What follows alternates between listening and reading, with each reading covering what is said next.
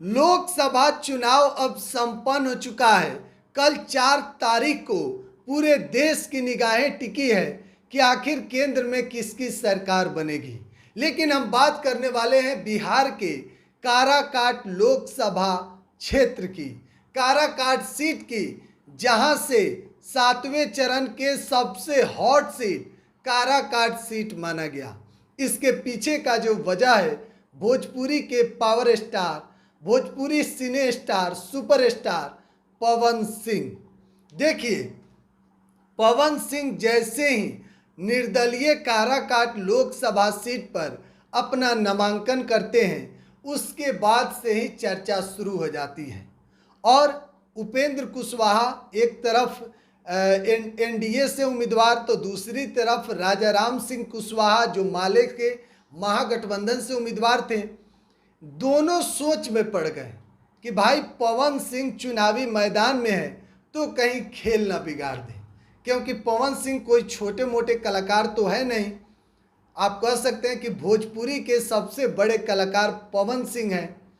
तो जब पवन सिंह के रोड शो में और नॉमिनेशन के दिन ही हजारों की संख्या में जन सैलाब उमड़ा, काफिला का भीड़ इतना ज़्यादा कि आप सोच नहीं सकते हैं। तभी से ही काराकाट में चर्चा शुरू हो गया कि भाई पवन सिंह चुनावी मैदान में है तो मिजाज काराकाट का तो जरूर बदलेगा। उसके बाद धीरे धीरे पवन सिंह ने भोजपुरी के तमाम बड़े से बड़े और छोटे से छोटे कलाकार को एक एक करके उतारना शुरू किए। देखिए, पूरा माजरा आप समझिएगा।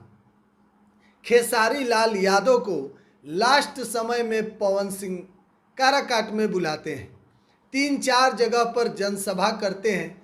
माहौल यादव जो वोटर हैं वह भी पवन सिंह के साथ धीरे धीरे जुड़ने लगते हैं। और उसके बाद अनुपमा यादव को पवन सिंह बुलाते हैं। आपने देखा होगा कि काजल राघवानी भी पवन सिंह के लिए प्रचार प्रसार कर रही थी। निशा उपाध्याय, भोजपुरी के तमाम बड़े से बड़े कलाकार काराकाट में ही दिखाई देते थे। यानी कि काराकाट क्षेत्र भोजपुरी के तमाम हीरो हो या फिर हीरोइन, सभी के लिए वहाँ पर जमावड़ा हो गया था। और उपेंद्र कुशवाहा जो कि आरएलएम से चुनावी मैदान में थे, एनडीए के उम्मीदवार, उपेंद्र कुशवाहा इस चीज़ को भांप लिए थे, क्योंकि देखिए पुराने राजनीतिज्ञ हैं, बहुत बड़ा अनुभव उपेंद्र कुशवाहा के पास है कि पवन सिंह खेल जरूर बिगाड़ेगा। अगर पवन सिंह जीतता भी नहीं है तो फिर उपेंद्र कुशवाहा का खेल जरूर बिगाड़ देगा। पवन सिंह उपेंद्र कुशवाहा इस बात को धीरे धीरे समझने लगे थे। वहीं राजाराम कुशवाहा भी इस बात को समझ रहे थे। और जब शुरुआती में पवन सिंह पहुंचे काराकाट तो लोगों को लगा कि निर्दलीय 50,000, 60,000, 70,000 वोट काटेंगे।